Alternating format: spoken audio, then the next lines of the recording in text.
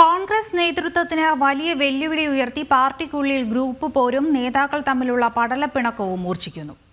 K മുരളീധരനടക്കം നേതൃത്വത്തിനെതിരെ കലാപക്കൊടി ഉയർത്തുമ്പോൾ അതിനെ ഒരു തരത്തിലും പ്രതിരോധിക്കാൻ നേതൃത്വത്തിന് കഴിയുന്നില്ല.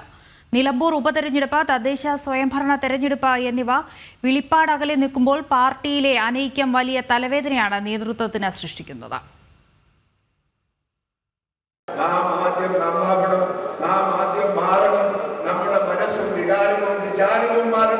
അധികാരമാണ് എല്ലാം എന്ന് കരുതി ഒരു രാഷ്ട്രീയ പ്രസ്ഥാനത്തിന് പച്ചയ്ക്ക് പിടിയിക്കാൻ നിങ്ങൾ മെനക്കെടരുത്. അതുകൊണ്ട് പാർട്ടിയാണ് വലുത്, പാർട്ടിക്കാണ് മുൻതൂക്കം എന്ന നിലയിലേക്ക് നിങ്ങൾക്ക് പോകാൻ സാധിക്കണം. ഒരു പാർട്ടിയുടെ സംസ്ഥാന അധ്യക്ഷൻ എത്രമാത്രം സഹികെട്ടിട്ടാകും പാർട്ടിയുടെ ഒരു പ്രധാനപ്പെട്ട ചടങ്ങിൽ പ്രവർത്തകരെ സാക്ഷിയാക്കി ഇങ്ങനെയൊക്കെ പറയേണ്ടി വരിക?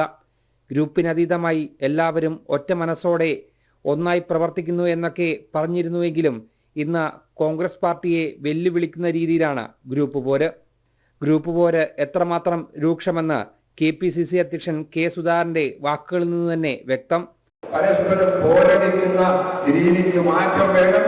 പുറത്തുള്ള എതിരാളിയേക്കാൾ ഉള്ളിലുള്ളവരെ ശത്രുവായി കാണുന്ന മനോഭാവം വെടിയണം. ചുവരുണ്ടെങ്കിൽ ചിത്രം വരക്കാനാവൂ എന്ന കാര്യം ആരും വിസ്മരിക്കരുത്. ഐക്യത്തോടെ പ്രവർത്തിച്ചാൽ നമ്മളെ പരാജയപ്പെടുത്താൻ ഒരു രാഷ്ട്രീയ ശക്തിക്കും സാധിക്കില്ല. നിലമ്പൂർ ഉപതെരഞ്ഞെടുപ്പ് പടിവാതുക്കൽ, തദ്ദേശ സ്വയംഭരണ തെരഞ്ഞെടുപ്പ് തൊട്ടടുത്ത്. ഏറ്റവും നിർണായകമായ ഈ സമയത്ത് പാർട്ടിയെ പ്രതിരോധത്തിലാക്കുന്നതാണ് നേതാക്കളുടെ നടപടി. നേതൃത്വത്തെ പരസ്യമായി വെല്ലുവിളിച്ചും അതൃപ്തി പരസ്യമാക്കിയുമാണ് K. മുരളീധരന്റെ പോക്ക്. കോഴിക്കോട് DCC ഓഫീസിന്റെ ഉദ്ഘാടന സമയത്തെ K. മുരളീധരന്റെ അസാന്നിധ്യം ഇപ്പോൾ വലിയ ചർച്ചയായിരിക്കുകയാണ്. നേതാക്കൾ തമ്മിൽ പരസ്പരം പോരടിക്കുമ്പോൾ നോക്കി നിൽക്കാൻ മാത്രമേ നേതൃത്വത്തിന് ആകുന്നുള്ളൂ. പ്രശ്നങ്ങൾ പരിഹരിക്കുന്നതിൽ പൂർണ്ണ പരാജയമാണ് നേതൃത്വം. ഇടഞ്ഞു നിൽക്കുന്ന നേതാക്കളെ എങ്ങനെയും അനുനയിപ്പിക്കാനുള്ള തീവ്രശ്രമവും അണിയറയിൽ നടന്നു വരികയാണ്. ജനം, കോഴിക്കോട്.